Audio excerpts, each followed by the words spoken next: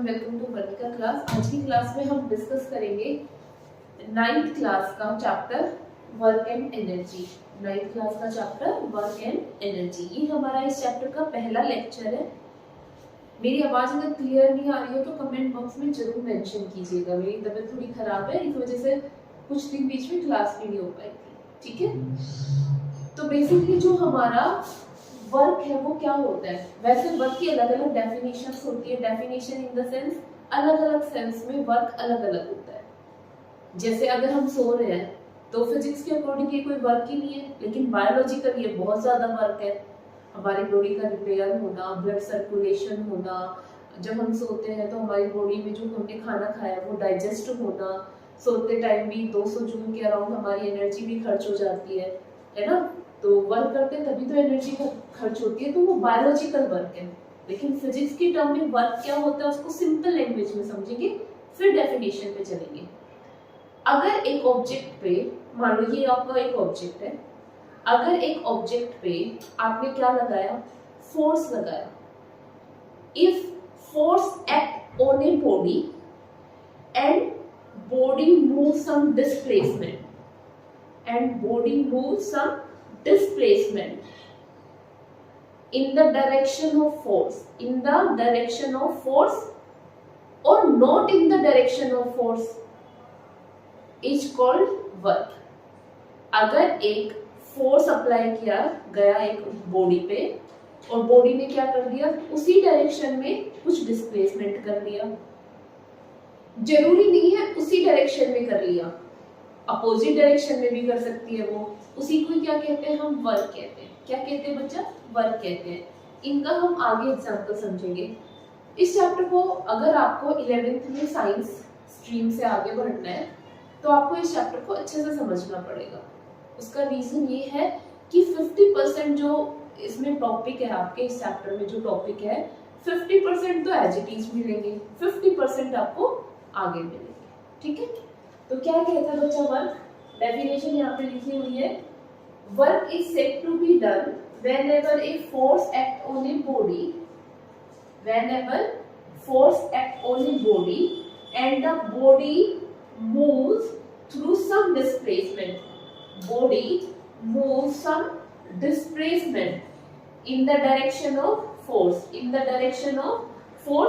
or not in the direction of the force. क्या कहलाता है आपका, वर्क कहलाता है। क्या कहलाता है बच्चा, वर्क कहलाता है। अब इसमें not in the direction of force का मतलब क्या है वो हम समझेंगे। आपको ये क्लियर हुआ, जो हमारा वर्क होता है मैथमेटिकली आप इसको ऐसे लिखोगे कि वर्क क्या होता है, फोर्स इनटू डिस्प्लेसमेंट।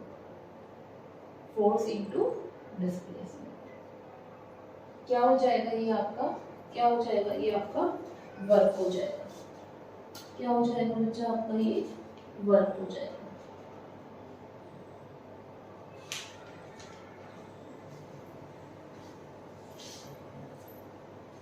अब जो फोर्स है उसकी यूनिट क्या होती है, न्यूटन, और डिस्प्लेसमेंट की यूनिट क्या होती है, मीटर, और जो वर्क है उसकी यूनिट क्या होती है, जूल। तो 1 जूल किसके इक्वल होगा, 1 न्यूटन इंटू 1 मीटर। अब इसमें ये भी हो सकता है कि डिफाइन 1 जूल ऑफ वर्क, क्योंकि वर्क इसलिए मेंशन होगा क्योंकि जो एनर्जी की यूनिट है वो भी जूल होती है और वर्क की यूनिट होती है वो भी जूल होती है। तो आप इसको कैसे डिफाइन करोगे, आप बोलोगे ये किसकी यूनिट है बच्चा, वर्क की यूनिट है ना, तो आप बोलोगे 1 joule of work is defined as when 1 Newton force is applied on an object, when 1 Newton force act on a body, when 1 Newton force act on a body and body moves 1 meter displacement, is known as 1 joule of work, ठीक है। ये क्या हो जाएगा आपका, 1 joule हो जाएगा Newton metre. Clear है। अब जो वर्क होता है वो कैसी क्वांटिटी होती है बच्चा? स्केलर क्वांटिटी होती है। कैसी क्वांटिटी होती है? Scalar quantity. अब कुछ बच्चों के माइंड में आएगा कि जो हमारा फोर्स है वो भी वेक्टर क्वांटिटी और जो हमारा डिस्प्लेसमेंट है वो भी वेक्टर क्वांटिटी, तो फिर हमारा वर्क स्केलर कैसे है? ये बिल्कुल पॉसिबल है कि अगर दो वेक्टर क्वांटिटी की मल्टीप्लाई हो रही है, जरूरी नहीं है कि जो उसका आउटपुट है वो भी वेक्टर आए, वो क्या आएगा? आपका स्केलर आएगा। क्योंकि स्केलर वर्क को कोई मतलब नहीं है कि किस डायरेक्शन में आपका वर्क हो रहा है, वो क्या रहेगी? आपकी स्केलर क्वांटिटी रहेगी। उसको डायरेक्शन से कोई मतलब नहीं है, उसको आउटपुट चाहिए। तो आपको ये माइंड में रखना है कि वर्क क्या है? हमारा स्केलर क्वांटिटी है। वर्क क्या है बच्चा? हमारा स्केलर क्वांटिटी है। कितना क्लियर है?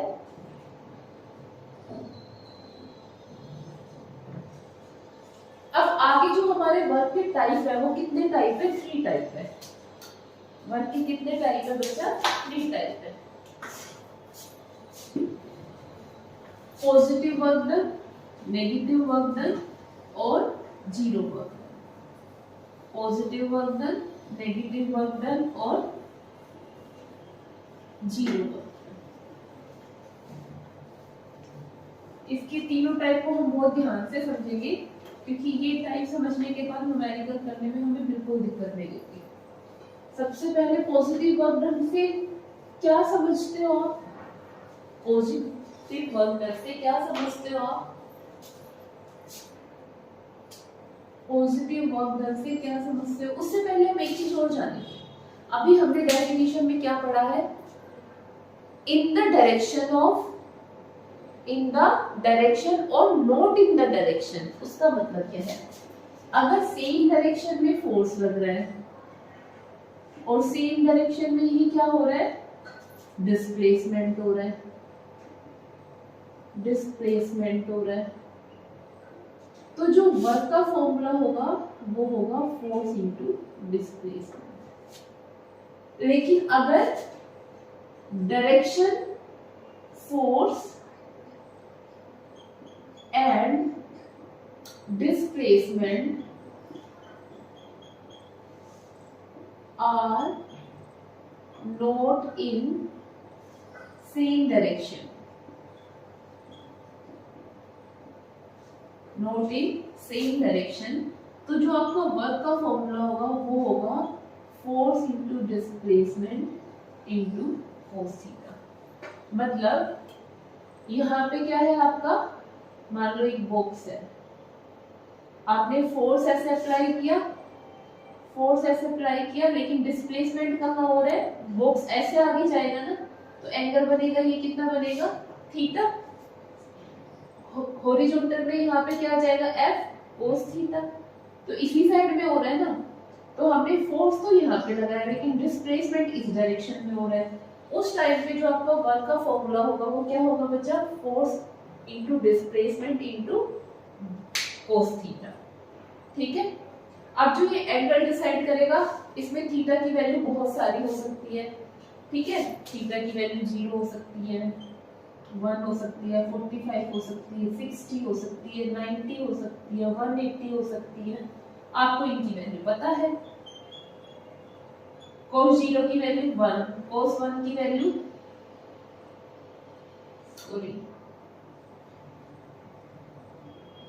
cos 0 कितना होता है? 1 होता है। और cos 90 कितना होता है? cos 90 कितना होता है? 0 होता है। और cos 180 कितना होता है? -1 होता है। और ये कितना होता है? √3/2, 1/√2। और एक और बच गया आपका 30 डिग्री, है ना? आप इसको ऐसे निकाल सकते हो, 0, 1, 2, 3, 4 डिवाइडेड बाय 4।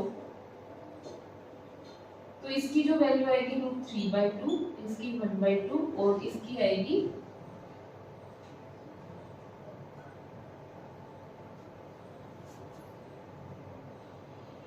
1/2 कितनी आएगी 1/2।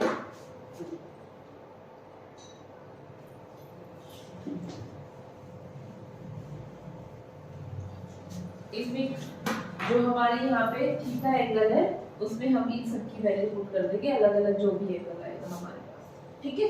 तो ये दोनों फॉर्मूले कब है, अगर force and displacement same direction में हो रहा है उस टाइम आप वर्क का फॉर्मूला क्या लगाओगे, फोर्स इनटू डिस्प्लेसमेंट। और जब क्या हो रहा है अलग अलग डायरेक्शन में होगा तो क्या होगा हमारे पास force into displacement into cos theta. इतना क्लियर है आपको। अब आगे चलते हैं कि हमारे जो वर्क की टाइप होती है वो कौन कौन सी होती है और उनके एग्जाम्पल क्या है। एग्जाम्पल से समझेंगे ताकि हमारे माइंड में क्या रह सके, चीजें कुछ टाइम तक स्टोर रह सके।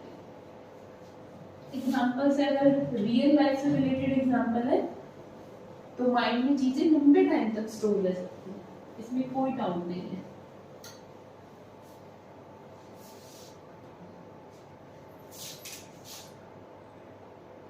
Positive work done,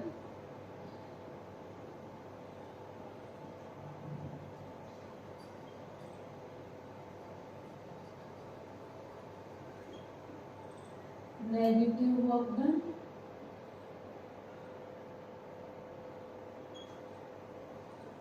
zero work done.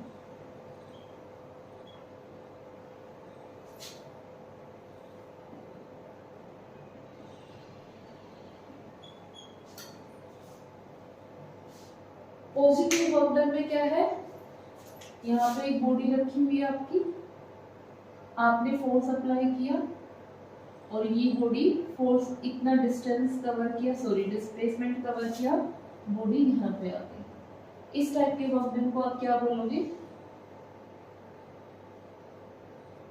F into x force into displacement, positive work done.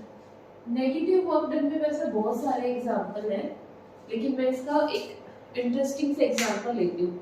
मान लो हम रस्सा रस्सी का खेल खेल रहे हैं, ठीक है।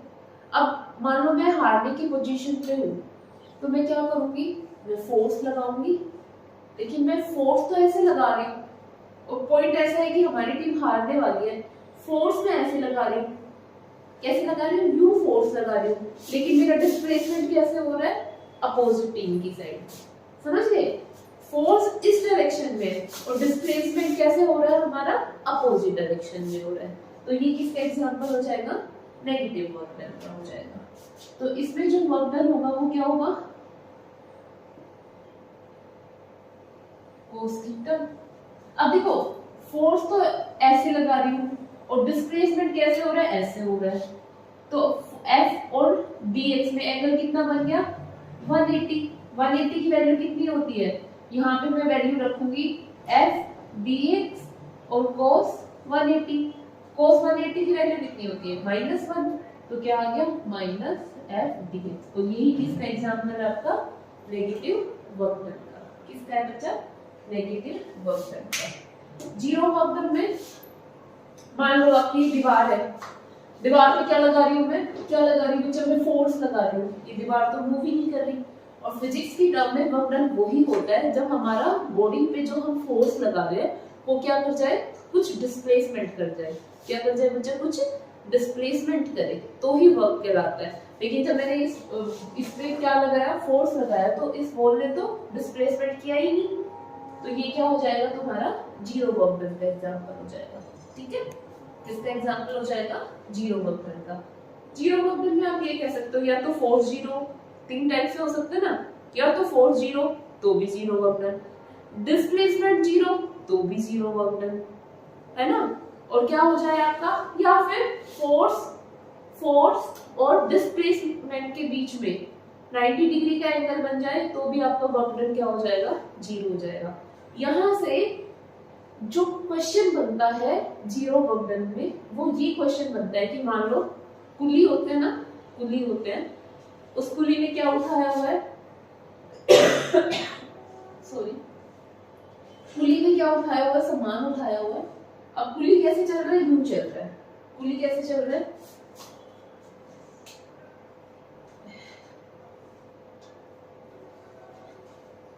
ये क्या है, कुली है, इसने सामान उठाया हुआ है, सामान उठा के सामान का डिस्प्लेसमेंट u हो रहा है, लेकिन जो ग्रेविटेशनल फोर्स है वो क्या होता है, हमेशा ऐसे होता है ग्रेविटेशनल फोर्स। तो फोर्स और डिस्प्लेसमेंट इधर, यहाँ पे क्वेश्चन ये आ जाए कि जब एक कुली सामान उठा के चल रहा है तो ग्रेविटेशनल फोर्स कितना होगा, ग्रेविटेशनल वर्क कितना होगा। तो ग्रेविटेशनल वर्क कितना होगा, फोर्स और डिस्प्लेसमेंट के बीच में कितना एंगल बन रहा है, 0 एंगल बन रहा है। ग्रेविटेशनल फोर्स और डिस्प्लेसमेंट के बीच में कितना एंगल बन रहा है, 90 डिग्री। तो ग्रेविटेशनल फोर्स कितना, ग्रेविटेशनल फोर्स कितना हो जाएगा इस पे, F dx cos 90, cos 90 की वैल्यू कितनी होती है, 0 होती है। एक 0 को किसी टर्म से मल्टीप्लाई करेंगे वो भी क्या आ जाएगा आपका, 0 आ जाएगा। तो ये क्वेश्चन पूछ लिया जाता है कि जब हमारा कुली क्या उठा के चल रहा है, सामान उठा के चल रहा है, तो डिस्प्लेसमेंट भी हो रहा है, लेकिन हम तो ये सोचेंगे ना डिस्प्लेसमेंट हो रहा है तो मतलब आ गया वर्क डन, क्या आ गया हमारा, फोर्स इनटू डिस्प्लेसमेंट। लेकिन वो क्वेश्चन पूछेगा कि ग्रेविटेशनल फोर्स कितना होगा, फोर्स की वर्क नहीं पूछेगा, ग्रेविटेशनल फोर्स लगा रहे हैं ना, तो फिर वो पूछेगा। तो ग्रेविटेशनल वर्क कितना होगा उस पे, 0 होगा, क्योंकि ग्रेविटेशनल फोर्स और डिस्प्लेसमेंट के बीच में कितना एंगल बन रहा है, 90 डिग्री, क्योंकि ग्रेविटेशनल फोर्स डाउनवर्ड डायरेक्शन में लगता है। क्लियर है इतना। अब हम आगे देखेंगे,